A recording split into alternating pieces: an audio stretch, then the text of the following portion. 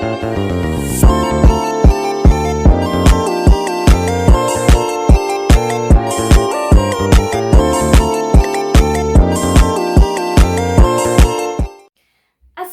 warahmatullahi wabarakatuh. Perkenalkan, nama saya Keisi Tita Violeta dari kelas 3C semester 3. Ada banyak sekali tantangan dan hal-hal baru yang harus kita hadapi, tapi dengan strategi yang tepat. Nah, kita bisa menaklukkan semua tantangan itu.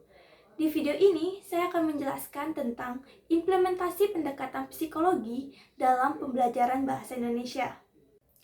Sebelum beralih ke implementasi pendekatan psikologi, saya akan menjelaskan sedikit tentang pembelajaran.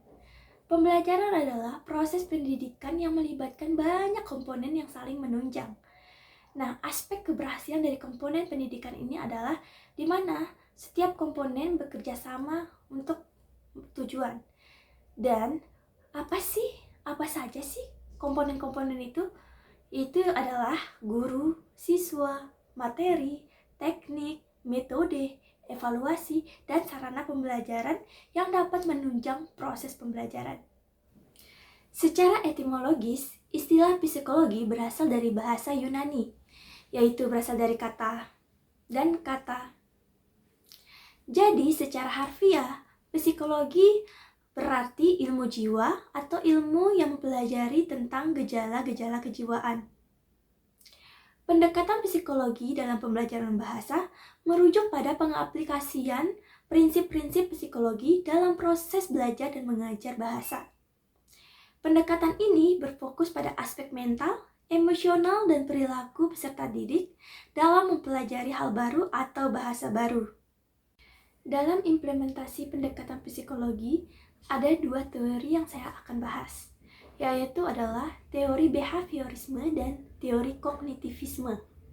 Teori behaviorisme adalah sebuah pendekatan dalam psikologi yang berfokus pada perilaku yang dapat diamati dan diukur. Teori ini mengasumsikan bahwa perilaku, termasuk bahasa, adalah hasil dari pengalaman belajar dan interaksi dengan lingkungan, atau dengan penerapan stimulus, respon, dan penguatan. Nah, penerapan teori behaviorisme ini dalam pembelajaran ada beberapa, yaitu salah satunya adalah latihan berulang-ulang. Melalui pengulangan terus-menerus, siswa diharapkan dapat menguasai kosakata dan tata bahasa.